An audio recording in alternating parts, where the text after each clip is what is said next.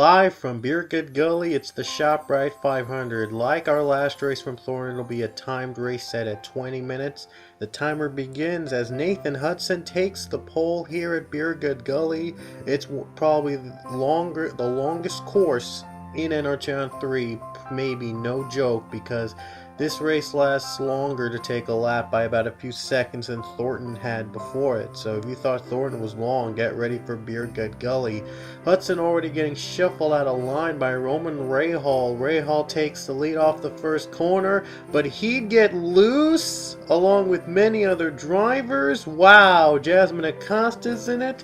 Everybody's spinning already on the very first turn of the race. It's almost like Thornton, as they're still not used to the road course racing like this. And DJ Curtis, he got the worst of it. He gets loose as well. Everybody with damage. Everyone just spinning around. Everyone just stopping. But the catch is there are no cautions. I probably didn't mention this in Thornton before, but Thornton and Beer Good Gully do not have any cautions. So it is all the way to the very end. So it is a 20-minute timed race, no caution. So if you spin, you lose. As you see, the battle for second between Ian Dutta and Jack Blake. Dutta takes the second spot, and Jack Blake might lose the third spot to Leah Walker, which he will. Leah trying to battle Dutta for second, and you see how hard it is to really turn these corners, because they are really unpredictable.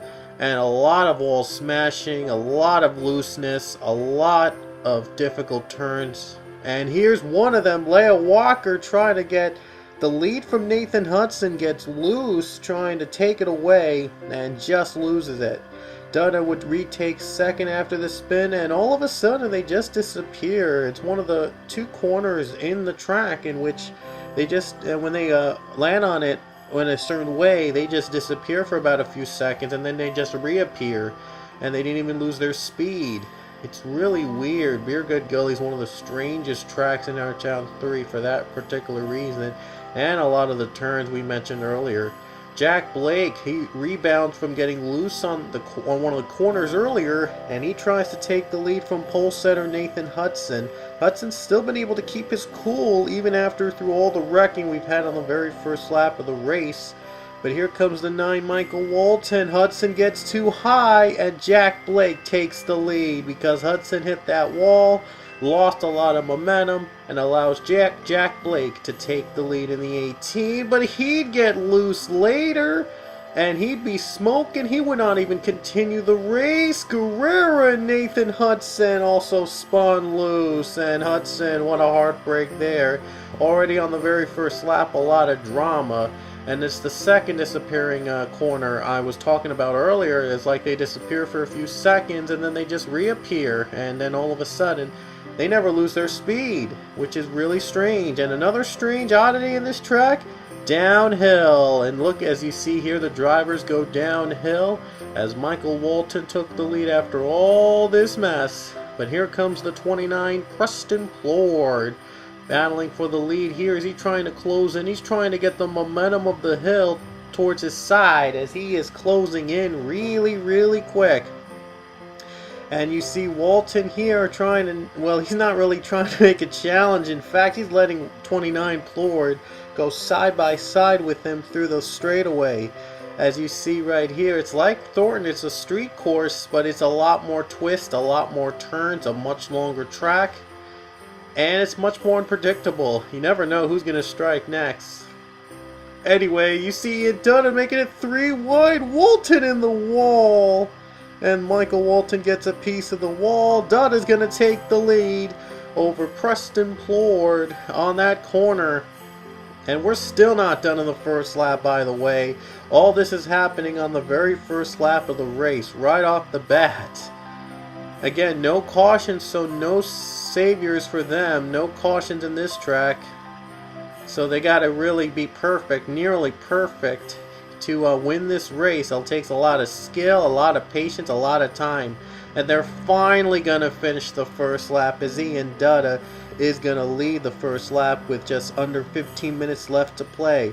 We skipped over a lot of this race because there really wasn't much excitement other than those parts. We're only going to show you the good parts, and this is one of them. As you see, Dutta in the wall, and Preston Plord takes the lead right off the bat in the second lap of the race, and Plord is pulled away. Plord hits the wall next time, and then Dutta spins. Walton is involved. Mason Wood trying to make a comeback, and wow, Wood is trying for the lead over the 29 of Plord. Plord gets too high on the corner, and Mason Wood has cleared him to take the lead. And again, we're cutting down a bit on the race because we're just showing you the good parts because most of this is not really fun, but we are showing you only the good parts.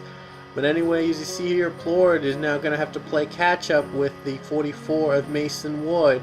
A lot of turns and a lot of wrecks happen in the back as well. Here's here's the disappearing corner as cars disappear for about a few seconds and then they reappear on the other side, and they didn't even lose their speed. One of the strange oddities at this track.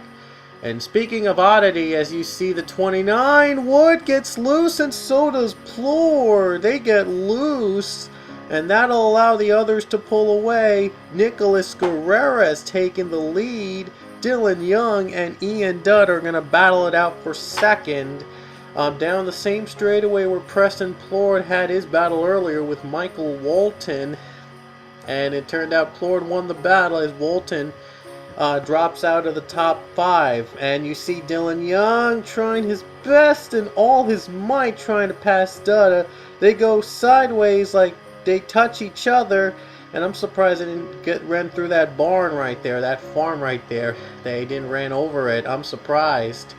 Anyway, Dutta and Young would not stop fighting in that lap. As you see here, we're into the third lap already. We skipped over a couple of moments there as we see 32 takes the lead, takes the second spot away from Dylan Young. Under 10 minutes left, just 9 minutes left in fact to play. We decided not to show you the drivers in the back that are not contending to win their wrecks. We decided not to show that because it would take a little too long, and we just wanted to get you to the finish, to the top 5 for the spots that really matter at the end of the race. So Young and Dutta, they would still battle through most of the race for second, and Guerrera is just sitting comfortably in the lead. And thanks to that side-by-side battling with Dutta and Young. But of course he's got to be careful on his own as well, because again, these turns are unpredictable. Excuse me, I just yawned a little bit. My apologies. But anyway, Dutta would get too high up and he hits the wall, and Dylan Young finally ends the battle. I lost the footage for the battle of the lead, but Guerrera lost the lead to Preston Plord. I wasn't able to get that footage, but we have under 5 minutes left in the race. As you see, Young and Guerrera gonna battle for the second position. Preston Plord sitting comfortably in the lead thanks to all the wrecking that has happened in the back. And you see Young still trying to battle. He's still trying to clear the 55, and he does right here. He finally clears the 55 of Nicholas Guerrera. Guerrera was our winner at Thornton. He's looking to win back-to-back timed road course races, and he is really good at these courses. Obviously, as you see here, he's battling again to take that second spot back from the 2 of Young, and he does just that. And as you see here, ooh, wall hitting be Guerrera and Young. They both spin, trying to keep it together, and Dutta takes the second spot away. And Dutta himself, by the way, would get loose later.